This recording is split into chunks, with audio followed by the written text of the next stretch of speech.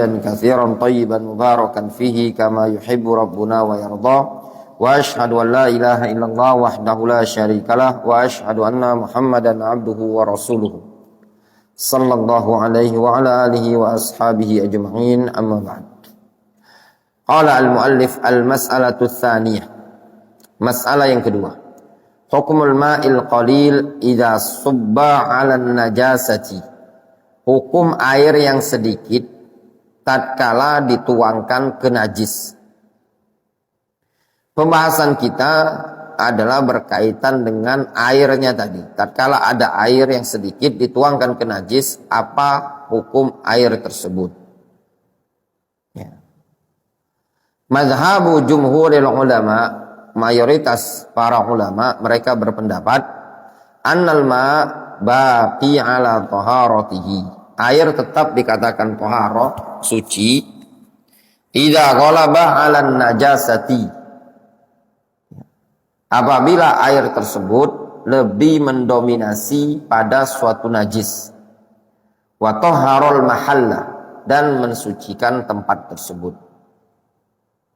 wala tadurru mumazajatuhu laha, dan tidak membahayakan, tidak memadaratkan, mumazajatuhu, bercampurnya air tadi laha dengan najis tadi.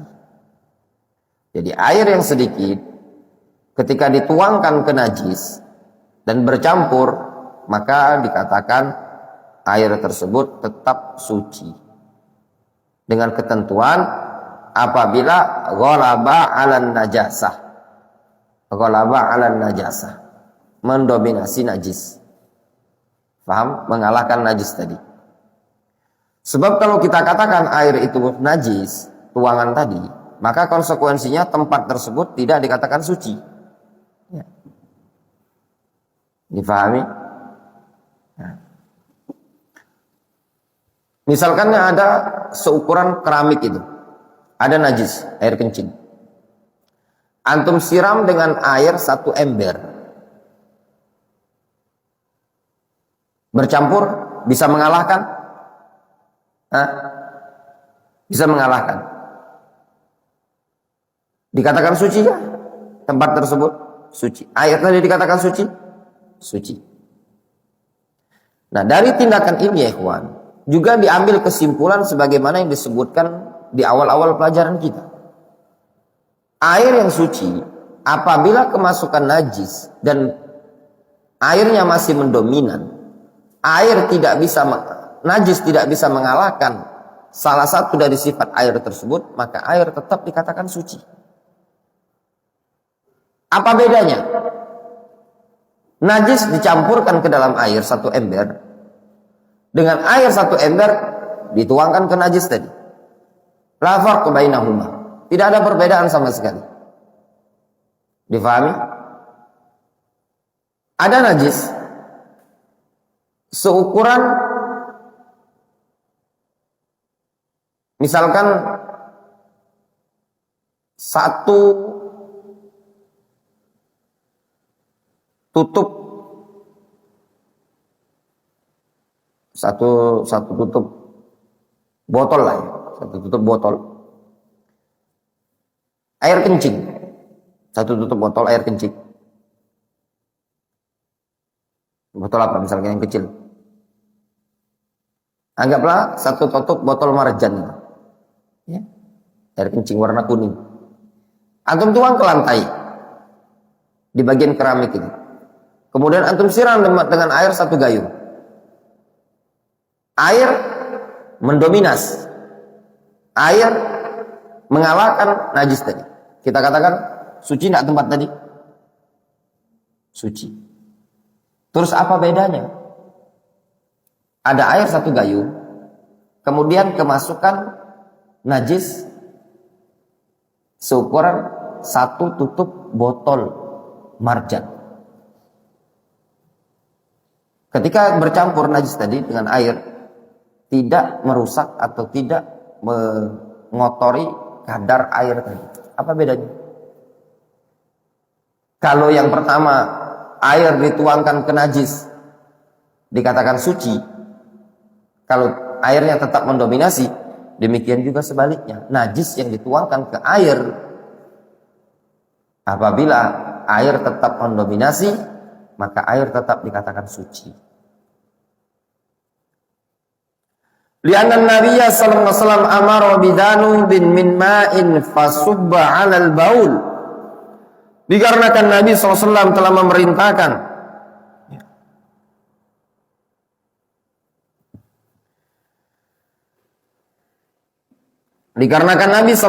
telah memerintahkan untuk dibawakan satu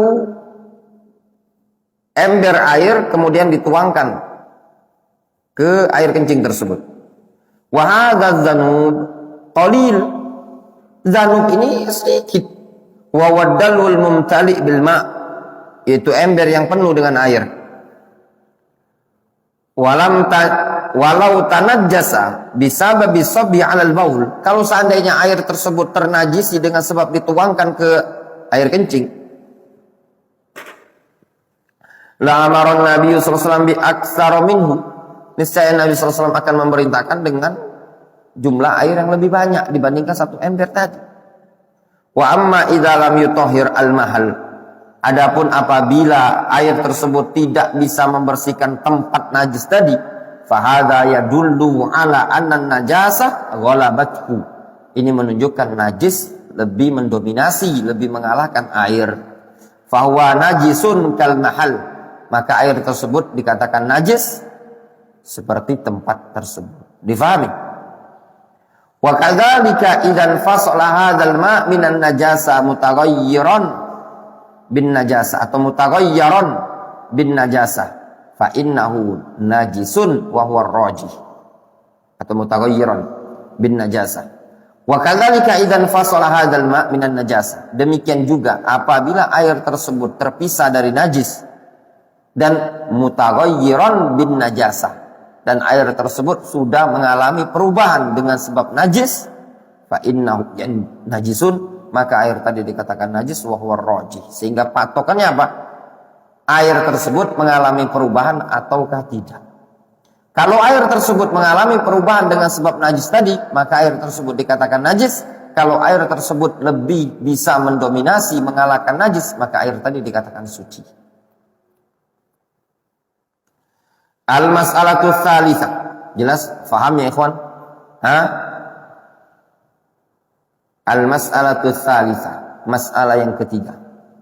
Ya. Izalatun najasah.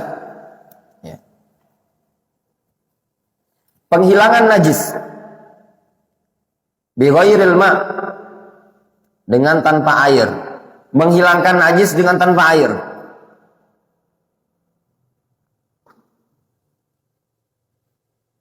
Faham itu? Sekarang kita menghilangkan najis tanpa menggunakan air. Apa hukumnya? Alladzi 'alaihi jama'atun min ahli ilmi. Pendapat mayoritas para ulama.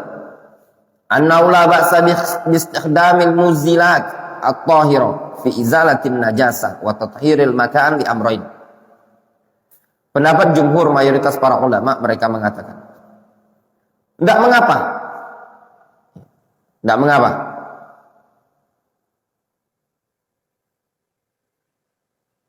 Bistikhdamil muzilat. Tidak mengapa menggunakan al-muzilat. Perkara-perkara yang bisa menghilangkan najis. Ya, selagi dia suci. Di dalam menghilangkan najis. Wa tathhiril makan. Dan membersihkan tempat. Bi amroin. Dengan dua alasan. Al-amrul awal, alasan yang pertama, annal gharda an turfa'an najasatu wa yadhhaba atharuha. Alasan yang pertama, tujuan dari penghilangan najis tersebut adalah terangkatnya najis dan hilangnya bekas najis tersebut. Fa idza hasala hadzal ghardu bi ghairil ma' hasala al-matlub. Apabila tujuan seperti ini telah terjadi dengan tanpa air, hasalal matlub, maka terjadilah yang diinginkan. Wa tasmiyatul ma' tahuron, penamaan air tahuron la yadullu ala anna ghairahu minat tahirat la yuzilun najasah wa la yutahhir al-mah. Penamaan air tahuron tidak menunjukkan bahwasanya selain air dari perkara-perkara yang tahirat, suci, ya. La yuzilun najas, tidak bisa menghilangkan najis dan juga tidak bisa mensucikan tempat. Difahami? Ketika Rasul menyebutkan al-ma tahur, suci dan mensucikan, itu tidak menunjukkan bahwasanya selain air tak bisa mensucikan. Difahami? Kalau seandainya seseorang menghilangkan najis dengan menggunakan minyak, maka dianggap bersih. Kalau seandainya najis tersebut bisa hilang dengan, contoh, air kencing, bisa enggak dihilangkan najis air kencing tadi dengan angin? Coba. Nggak bisa. Bisa sedot pakai vacuum cleaner. Iya mana? Bisa. Antum kurang berpikir dikit. Coba antum bayangkan. Kadang ada air kencing, air tumpah makan antum tuh. Ada angin kencang kan, kering kan? Nah, ya enggak Baron? Masih ingat enggak dulu kita suka dijemur kasur sama emak karena dulu ngompol? Ya Baron, kan belum ada popok bayi dulu. Ya enggak? Langsung jemur kan? Ya Kak Didi? Zaman dulu langsung jemur kan Baron? Jemur. Bawa terik matahari. Al-amru tsani, alasan yang kedua. Warada syar'u istikhdam ghairil ma. Datang syariat ini adalah menggunakan selain air fi tathirin najasah, di dalam membersihkan najis, fi ba'dil mawadhi, pada sebagian tempat, sebagian kondisi, kal istijmar, seperti istijmar, wa huwa izalatun najasa bil hijara min mahallit taghawwud wat tabawwul. Istijmar adalah menghilangkan najis dengan batu dari tempat BAK atau BAB. Maksudnya dari sebab BAK atau BAB. Mahal itu tempat BAK di mana? Ada. BAK. Antum tahu BAK itu apa artinya? Depan. Nah, tempatnya BAK di mana? Di burungnya antum tuh. Nah, tempat BAB di mana Randi? Hah? Apa? Novel. Di belakang. Bahasa anunya anus. Ya, Dr. Vicky. Di anus. Ya. Hakim. Tempat makan di mana, Kim? Hah? Ngantuk, Kim. Ngantuk lihat Umer. Ananda, Feroz.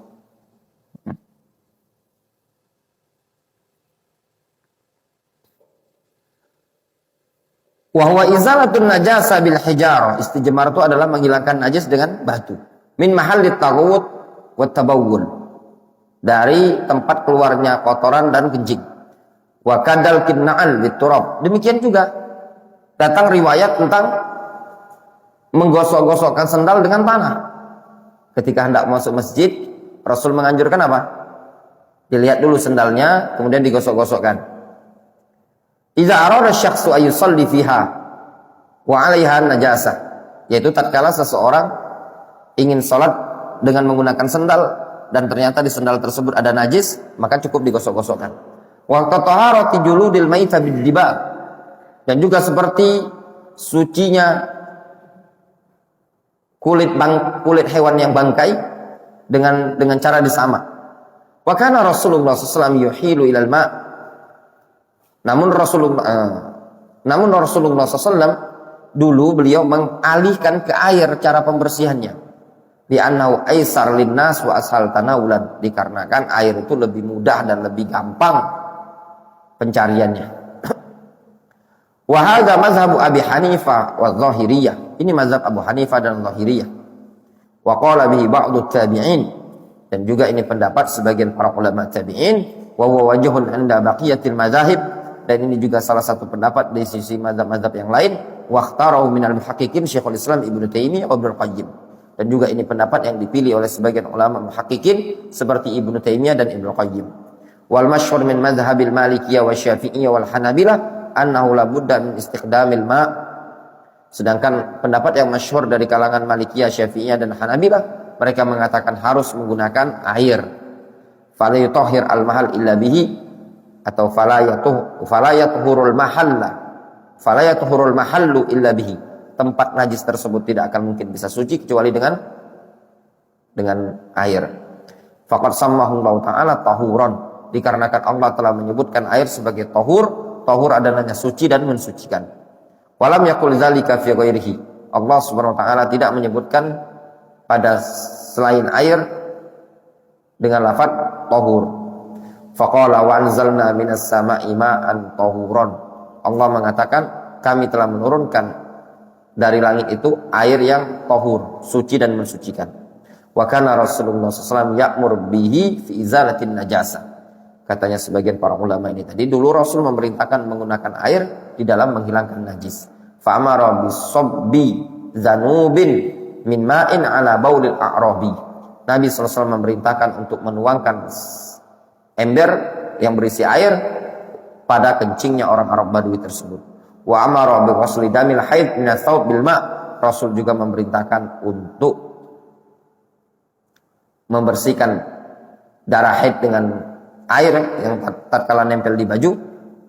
Wa yakhruj anhu mastathnahu syara', dan dikecualikan dari pembahasan ini sesuatu yang memang sudah dikecualikan oleh syariat, ya, keluar dari pembahasan ini sesuatu yang dikecualikan oleh syariat.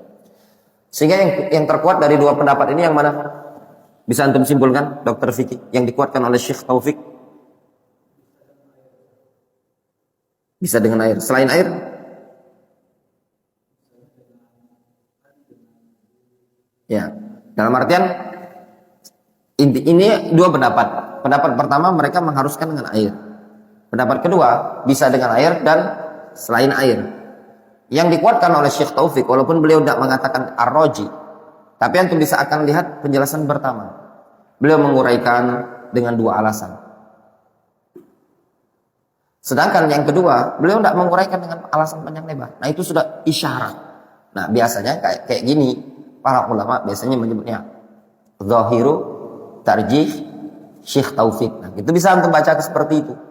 Walaupun Syekh Taufik ini beliau tidak mengatakan warraji, tapi antum bisa mengatakan zahiru tarjihihi. Zahir dari tarjih beliau menguatkan pendapat yang menyatakan bisa mensucikan itu selain air. Wallahu a'lam. Lanjut ya. Wa an Ibnu Umar radhiyallahu anhuma. Qala Rasulullah sallallahu alaihi wasallam. Rasulullah sallallahu mengatakan, "Uhillat lana maitatani wa damani." Dihalalkan kepada kami dua bangkai dan dua darah. Fa'amal maitatan, adapun dua bangkai, fal jaradu wal hut. Adapun dua bangkai yang dihalalkan adalah belalang dan ikan. Wa ammad daman, adapun dua darah, fattihal wal kabid. Adapun darah yang dihalalkan, attihal. Tihal itu limbah. Wal kabid, kabid itu hati. Akhrajahu Ahmad wa Ibnu Majah wa fihi dha'fun. Antum lihat, itulah keunikan Bulughul Maram. Al-Hafidz Ibnu Hajar mengatakan hadis ini riwayat Ahmad dan Ibnu Majah. Wa fihi dha'fun. Padanya ada kelemahan. Sekarang kita baca takhrijul hadis. Hadis Ibnu Umar rawahu Ahmad wa Ibnu Majah wa la yasihu marfu'an. Hadis Ibnu Umar ini riwayat Ahmad dan Ibnu Majah tidak sahih secara marfu'. Tidak sahih secara marfu'. Wa inna ma huwa an Ibnu Umar. Ia hanya sahih sampai kepada Abdullah bin Umar. Qal Abdullah bin Umar mengatakan, "Uhillat lana maitatani wa damani." Dihalalkan bagi kami maitatani wa damani. Dua bangkai dan dua darah. Ila akhiril hadis. Paham baik-baik? Wa hadza mauqufun aw hukmul marfu'. Ini mauquf lahu hukmul marfu'. Hadis mauquf dihukumi marfu'. Apa makna mauquf ya Abu Umamah? Berarti pada sahabat mauquf.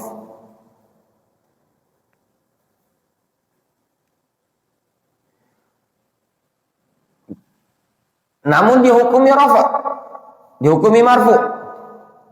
Kenapa? Wa dzalika li anna qaulahu uhillat lana, dikarenakan ucapan seorang sahabi yang mengatakan uhillat lana, dihalalkan kepada kami, la yu'khadhu illa min Rasulillah sallallahu alaihi wasallam. Tidak mungkin bisa diambil pernyataan halal kecuali dari Rasul sallallahu alaihi wasallam. Fal ihlal la yansarifu illa ilaihi. Penghalalan tidak akan mungkin bisa teralihkan kecuali kepada Rasulullah SAW. Tidak ada yang bisa menghalalkan dan mengharamkan kecuali Allah Subhanahu Wa Taala. Kemudian Rasulullah SAW yang memberitakannya. Sehingga ketika sahabat mengatakan dihalalkan kepada kami, berarti ada yang menghalalkan. Siapa yang menghalalkan? Yaitu Rasulullah SAW yang menyatakan halal kepada para sahabat. Sehingga hadis uhillat lana maitatani wa damani ar-raji dia al-waqaf mauquf walakin lahu hukmul rafa', akan tetapi dianggap sebagai hadis yang marfu'. Jelas?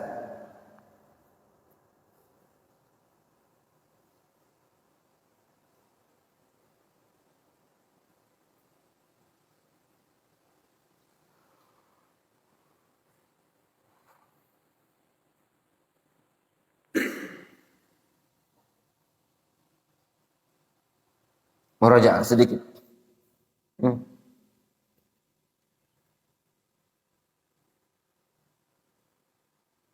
Kapan saja kondisi-kondisi mauquf dikatakan lahu hukmul marfu'?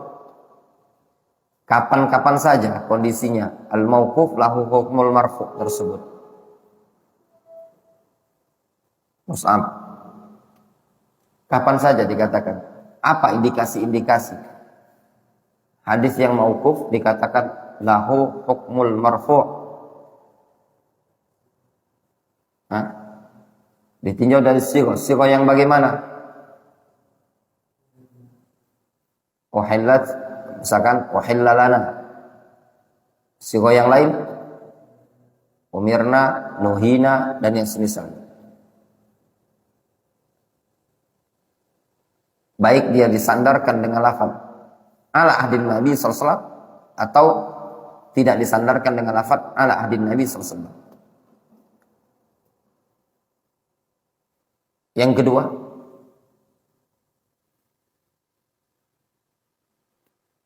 selain itu Abu Umamah belum sampai. Faroni belum sampai. Syu'bah. Di antaranya idza kana min qabilil al-ghaibiyah, apabila masuk dari bagian perkara gaib.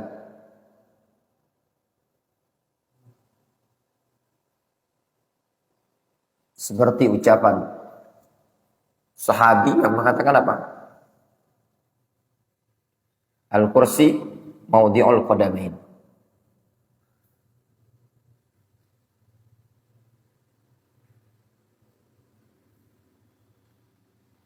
Dan masih banyak yang lainnya.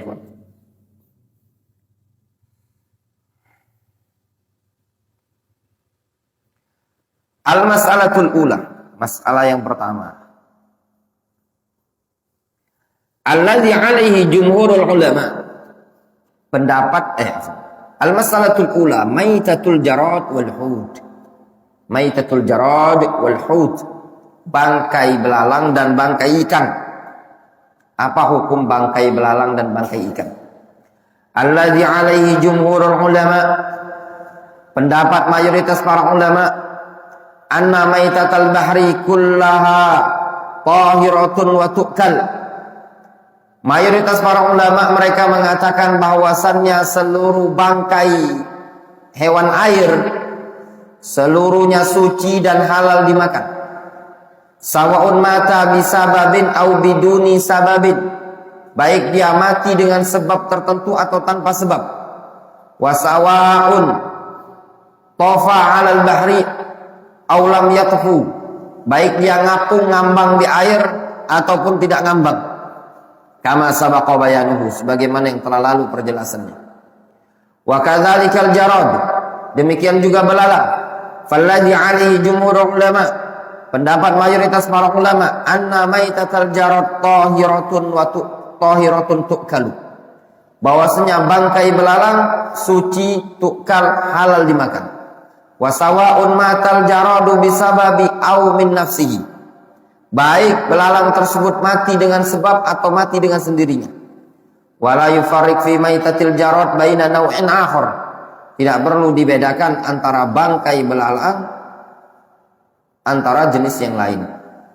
Li umumi qawlihi, berdasarkan keumuman uhillat lana maitatan wa daman. Dihalalkan bagi kami dua bangkai dan dua darah. Fa ammal maitatan, adapun dua bangkai, fal jarad, maka belalang, wal hut, dan ikan. Fa yashmalul jarad, maka ucapan Rasul seperti itu mencakup belalang, al mayyit bi ayyi wasilatin mata, mencakup belalang yang mati dengan cara apapun. Illa idza mata bisababis sumum, kecuali kalau belalang tersebut mati dengan sebab racun, fa huwa muharram, dia dikatakan haram. Walaysa muharraman lidzatihi, bukan dikatakan haram secara zatnya, lakin li khasyati ad-darar min hadas sum fala yukal, akan tetapi dikarenakan ada kekhawatiran madarat dari racun tersebut, fala yukal, oleh karena itu tidak boleh dimakan. Wa idza kanat maitatul jarad wal hut tu'kalu, apabila bangkai belalang dan bangkai ikan dimakan, fahadha yadullu ala taharati maitatihima, ini menunjukkan sucinya bangkai keduanya. Falau kanat najisatan lama ahalla syar'u aklaha, kalau seandainya najis belalang ikan tadi bangkainya najis, tentu syariat tidak akan menghalalkan untuk dimakan. Pertanyaan, apakah darah ikan halal?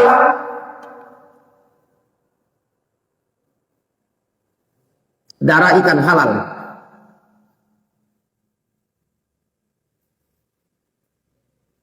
Nah, anak ke belakang dulu ya, kamar mandi dulu. Untuk pikirlah dulu.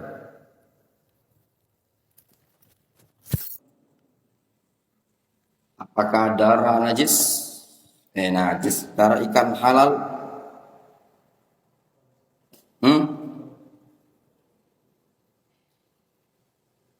Abu Umama,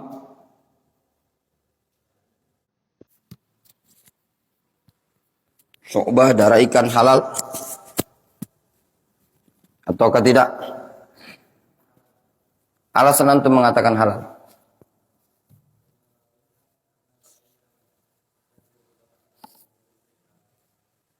Karena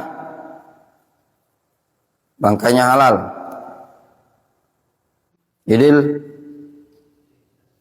apa?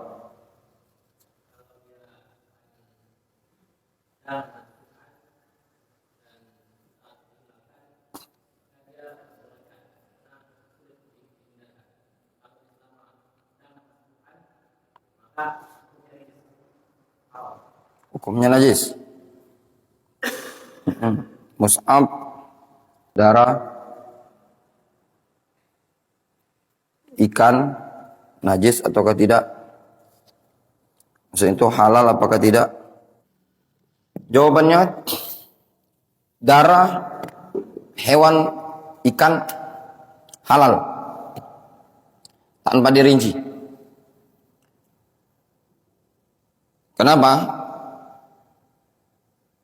Berkaitan dengan istilah dam masfuhan, itu berkaitan dengan hewan-hewan yang disyariatkan untuk disembelih. Nah, adapun ikan bukan hewan-hewan yang disyariatkan untuk disembelih. Sehingga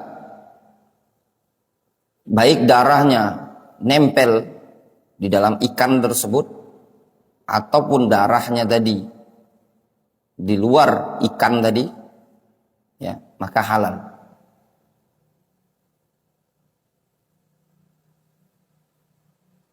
Kalau yang disebutkan idil tadi yang nempel di daging, itu kan konsekuensi dari pernyataan tersebut. Ya. Berkaitan dengan darah yang nempel-nempel di urat, yang ma'fu. Jadi hewan-hewan yang sembelihan. Seperti ayam, sapi, dan yang lainnya. Sedangkan ikan tidak disyariatkan untuk disembelih, dia halal hidup dan mati. Ketika disebutkan halal hidup dan mati, di situ menunjukkan seluruh yang ada dalam ikan tadi, darah, daging, tulang dan yang lainnya halal dimakan. Karena dihalalkan dalam bentuk bangkai. Ketika dia dalam bentuk bangkai, di situ darahnya masih dalam hewan tadi. Berbeda dengan ayam dan kambing, tidak dihalalkan dalam bentuk bangkai. Dalam keadaan darahnya ada dalam badan tadi. Nah, itu tadi. Demikian faedah yang kami dapatkan dari Syekhuna Abu Abdullah Abdurrahman Ibnu Umar Ibnu Mar'i Al-Adani pada tafsir As-Sa'di, Darus Ba'da Salatidz Zuhri. Demikian yang disebutkan oleh Syekh rahimahullah.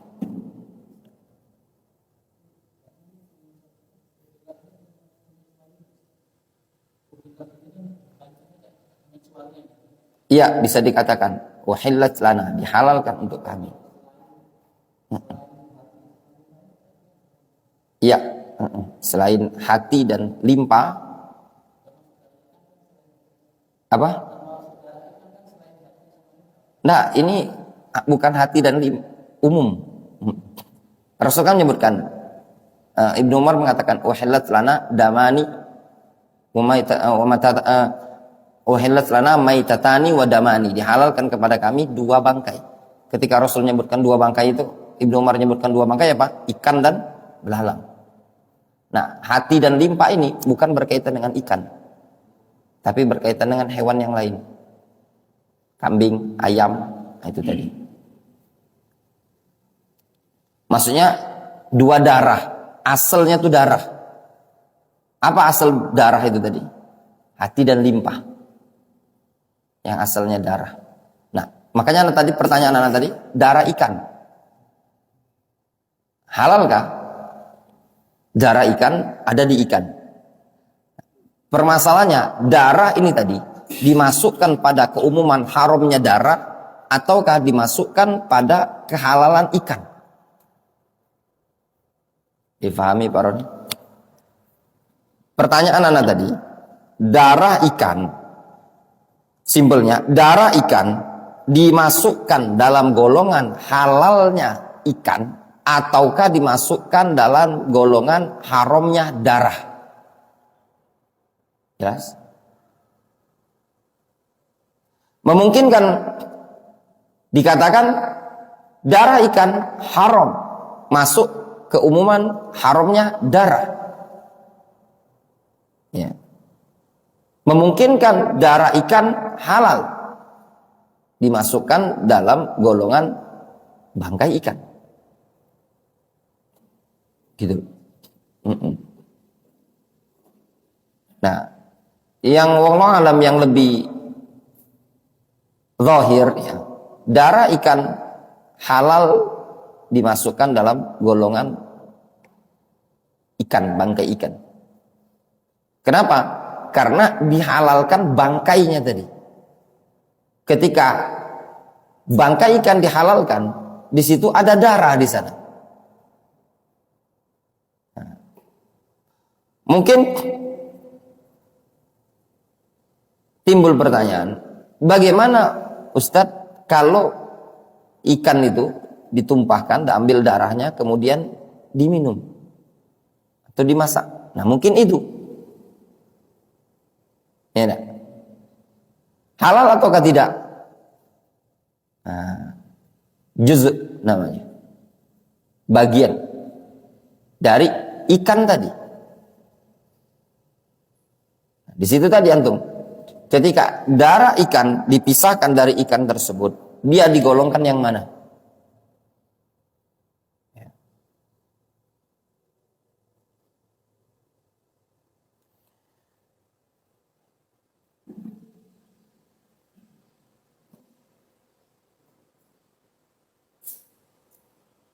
Satu lagi, al-mas'alatu tsaniyah, masalah yang kedua, at-tihal wal kabid.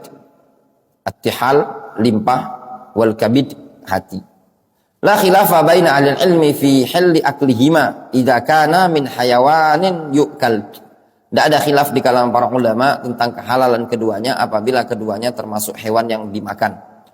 Wa in kana minad dima, kalau keduanya berasal dari darah, hal akluhuma yadullu ala taharatihima. Maka keduanya halal untuk dimakan, ya. Itu menunjukkan sucinya hewan tadi. Wallahu ta'ala. Ya. Kalau halal dimakan, maka suci hewan tadi. Naktafi bihadzal qadar. Masih ada waktu kita lanjut.